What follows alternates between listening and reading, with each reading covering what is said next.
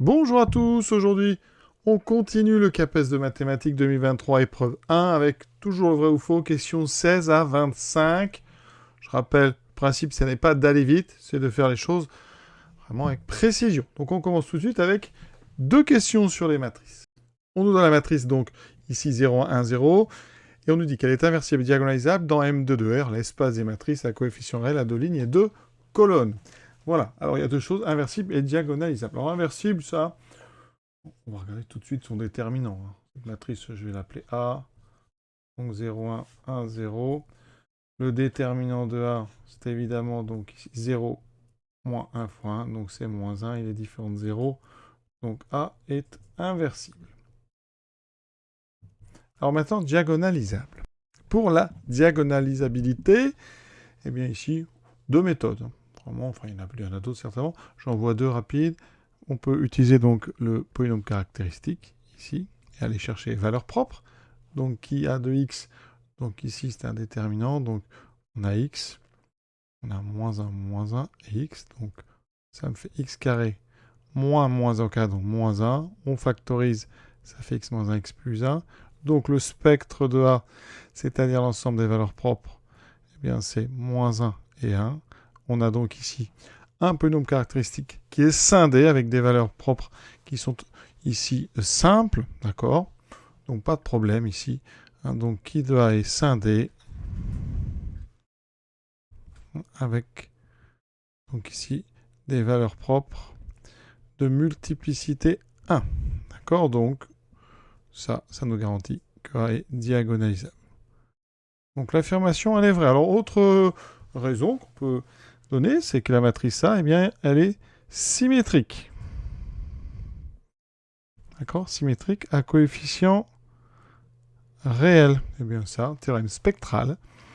Eh bien, une matrice symétrique à coefficient réel, elle est diagonalisable. Voilà. Donc, diagonale, et même elle est diagonalisable dans une base orthogonale de vecteurs propres. Rapidement, pour ceux qui s'intéressent, le Ker de A moins identité, c'est l'espace propre ou sous-espace propre associé à 1, s'il est engendré par le vecteur A1, dimension 1, et le Ker de A plus identité, c'est donc l'espace propre associé à propre moins 1, engendré par le vecteur moins 1, 1. Et on a bien ici deux vecteurs qui sont orthogonaux, vous pouvez vérifier. Alors après, si vous voulez une base orthonormale, eh bien vous n'avez plus qu'à les normer. Voilà, ça c'était un petit aparté, on continue. Question suivante. Donc, si A et B sont des matrices carrées à n lignes et n colonnes, telles que A, B égale 0, alors A ou B n'est pas inversible. Alors, cette question, je vais vous proposer deux méthodes. Tout d'abord, on lit le texte, on part de l'hypothèse si A, B égale 0. Alors 0, attention, c'est pas n'importe quel 0, c'est la matrice nulle. Produit de deux matrices carrées de dimension n, c'est une matrice carrée de dimension n. D'accord? Carré, n lignes, n colonnes. Ensuite, si AB égale 0, quand je calcule le déterminant, ça fera 0, forcément. Or, vous savez que le déterminant d'un produit, c'est le produit des déterminants.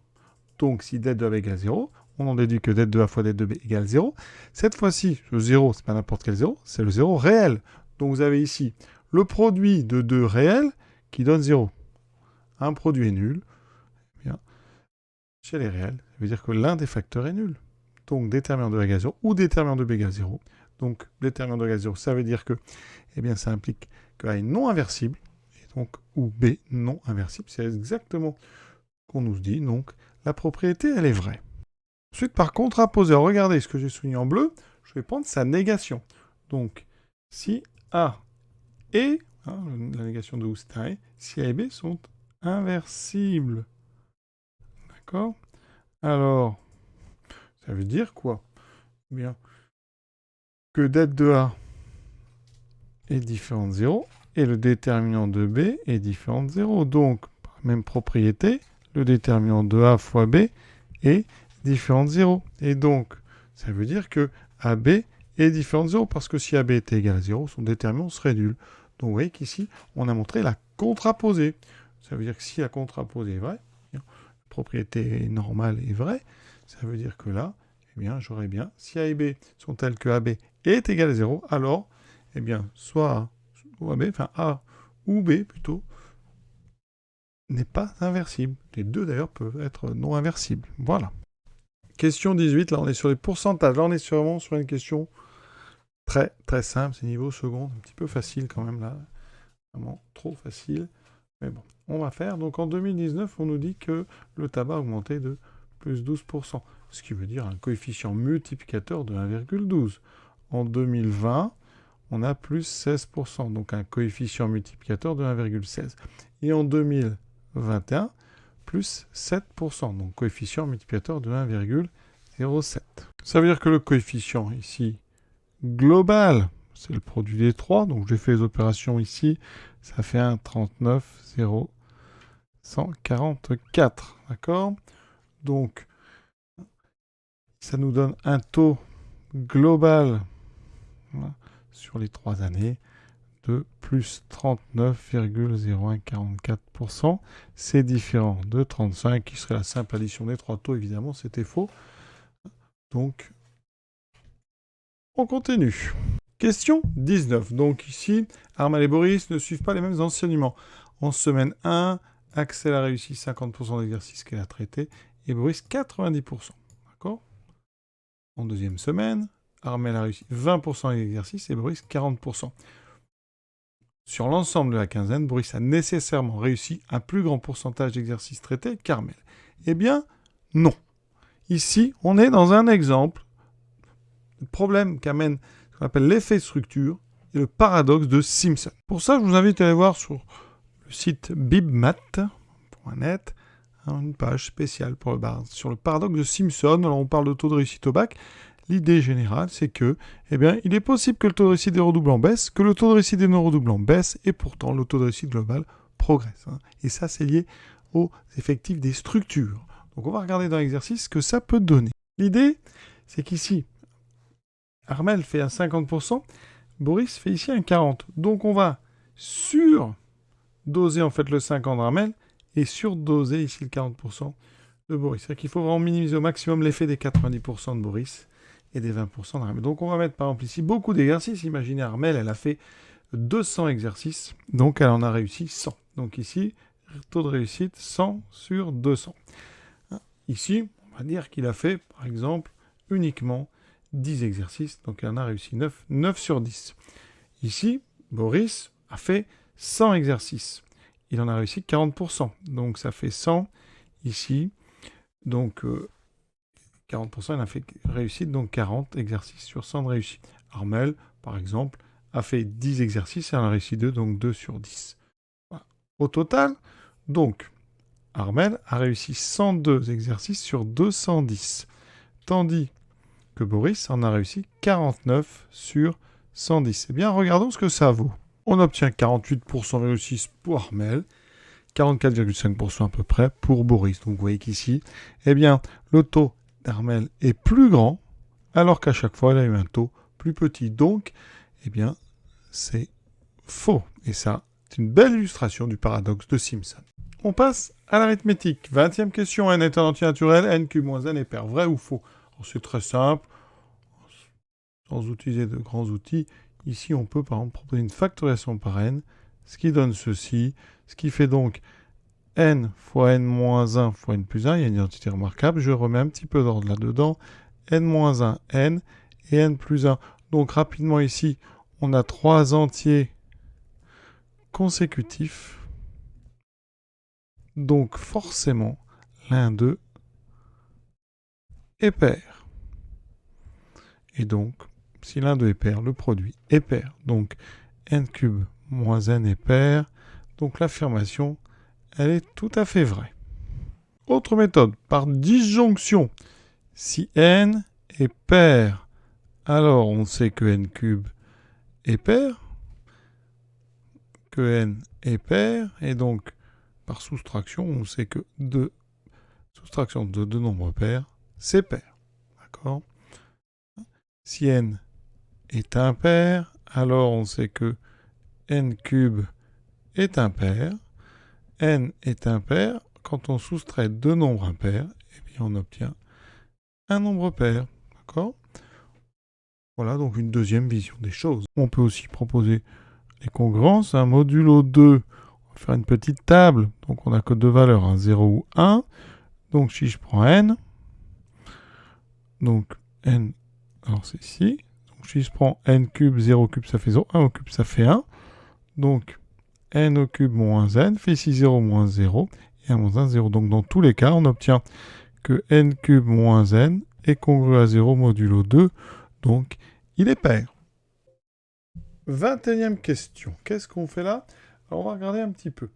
Donc ici, x carré congru à 9 modulo n, ça équivaut à quoi? Donc x carré moins 9 est congru à 0 modulo n. On peut factoriser. Ça veut dire que x moins 3 fois x plus 3 est congru à 0 modulo n. Alors, l'idée, c'est de montrer que c'est faux. D'accord? Ça serait trop beau pour être trop vrai.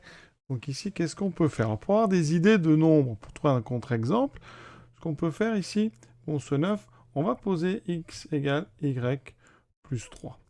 Dans ce cas-là, on a x plus 3 au carré qui vaut 9. D'accord? Donc quand je développe, eh bien j'ai y2 plus donc 6y plus 9 égale 9, donc ça fait ceci. Donc je factorise en fait, ça fait y fois y plus 6 est congru à 0 modulo n. D'accord? Ça veut dire qu'ici, eh bien, vous allez chercher un produit d'un nombre fois ce nombre plus 6 qui doit être égal à k fois n. D'accord? Donc, on va choisir une valeur de n un petit peu au hasard, puis on va essayer de trouver un produit. Voilà. Donc il faut déjà prendre un nombre n qui n'est pas premier, pour qu'il puisse ici s'écrire comme un produit d'un nombre par un nombre plus 6. On peut ici prendre 5, et ici 5 plus 6, 11. Donc on prend n égale, par exemple, 55. Voilà, 55 c'est 5 fois donc 5 plus 6, 5 fois 11. D'accord? C'est bien 55. Donc l'exemple, ça c'est mon y vaudrait donc 5. Ça veut dire que ici, x vaut donc 8. On va donc essayer notre exemple avec x égale 8 et n égale 55. Alors, on a bien x carré qui est égal à 64, qui est donc congru à 64 moins 55, ça fait 9, donc c'est bien congru à 9 modulo 55. Et, eh bien, x donc, est différent de 3 modulo n, puisque c'est 8, et 8 n'est pas égal à 3 modulo, donc 53, 55, d'accord, puisque la différence des deux, ça fait 5. Et en même temps, x n'est pas non plus égal à moins 3 modulo 55, puisque si je fais la différence, ça fait 11. Et donc, on a trouvé ici un cas où x carré valait bien 9 modulo n, et pourtant, ni x, ni... Enfin, x ne vaut ni 3, ni moins 3, modulo n. Voilà, donc, exemple trouvé qui permet de dire que c'est faux. Alors bien sûr, il y a, je pense, une infinité d'exemples, donc vous en choisissez un, et ça suffit. Question 22, le nombre de parties d'un ensemble à 10 éléments est égal à 100, c'est tout à fait faux. Alors ça, c'est très simple, parce que si le cardinal 2 est n, eh bien, le cardinal 2, P de E, c'est 2 puissance n. Donc ici, ça serait 2 puissance 10, et 2 puissance 10, c'est 1024. Ça n'est donc pas égal à 100. Question 23. Donc, on prend un nombre entier naturel supérieur ou égal à 3. On trace dans un plan n droite. Donc, au minimum, il y aura 3 droites.